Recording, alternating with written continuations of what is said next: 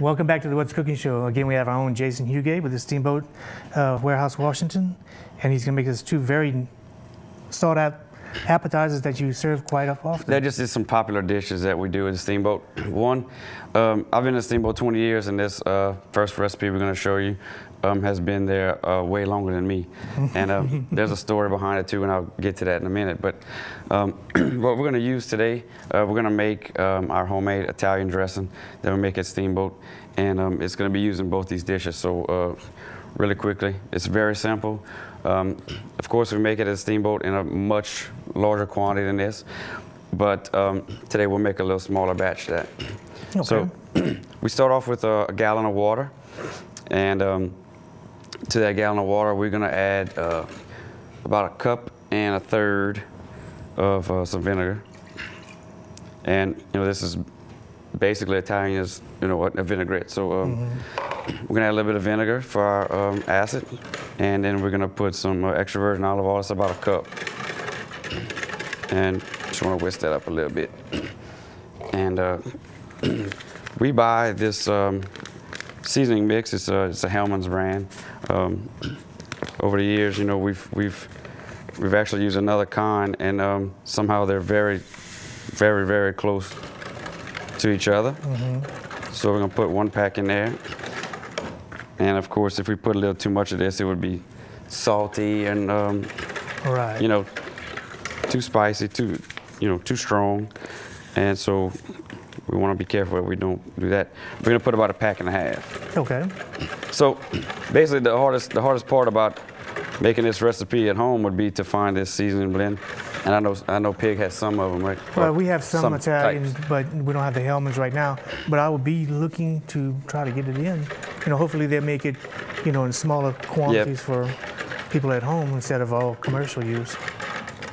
And I like to let it sit, I'd like to make it a day ahead. It's kind of like, to me, it's like tartar sauce. If you let it sit a little bit longer overnight or something, it'll get a little better flavors together. So we're gonna put that one on the side, and we're gonna actually use some that I made at the Steamboat yesterday. And that will sit till tomorrow. Yes. So what we're gonna do is we have a little saute pan here, and we're gonna put some into our pan. And it doesn't really matter how much, because what we're going to be doing basically is, poaching our shrimp is basically what we're going to be doing. I get emails for this recipe all the time, at least 2-3 times a week. People will email me, ask me for the recipe for the shrimp Betsy. And when I tell them that this is the recipe, they're kind of shocked that it's that simple. That simple, yeah. But this recipe came about many years ago. They were doing some type of, as a store that I was told by Frankie Elder, who was the other guy. He was a chef before me, and he's the one I purchased the Steamboat from. They had some kind of a chef's dinner going on there, and had some out-of-town visiting chefs. And at the end of the night, they kind of hung around. The chefs always kind of the last ones to leave. So, they were kind of hungry and they wanted something really quick. So this one particular chef, it was a lady, and she said, well, let's just take this and that and throw it together real quick and just have something to eat and go home. And this is what came out of it. Wow. And like I said, this dish has been there way longer than I've been there, and it's very simple.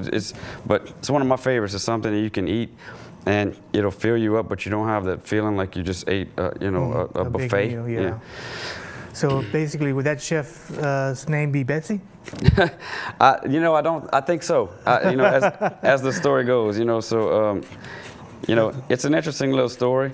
I kind of wish I would have been around to meet her, but all these years later, it's the dish is this popular, so I think she'd be pleased. Yeah. I don't even know if she knows that it was even put on the menu.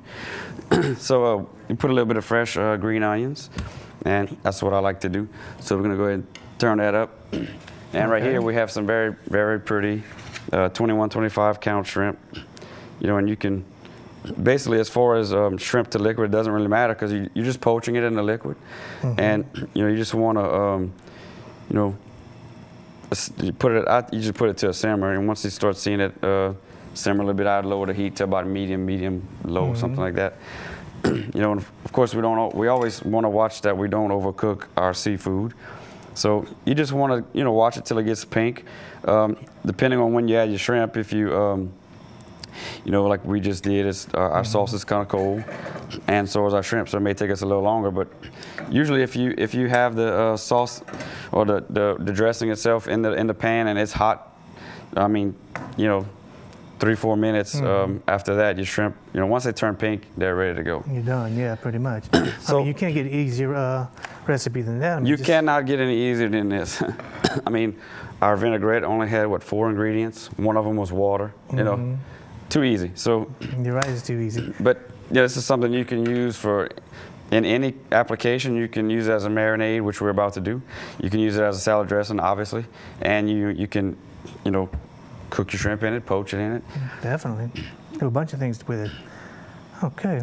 So what we're going to do now is, before we take a break, let's, we're going to have to marinate our little pieces of cubes of tenderloin that we, this is going to be our Black Forest tenders. This is a really popular dish at Steamboat. It is, definitely my wife's favorite.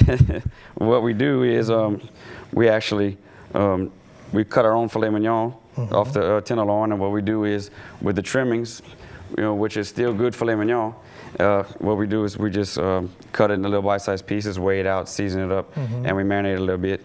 And that's what we're going to do today really quickly before we go to break. Put a little marinade in there. And, you know, we normally do that for overnight, but today we're not going to take that long because we have show purposes. Okay, got it. But well, we'll take a short break and we'll come back with Jason. We'll finish one of our dishes right when we get back.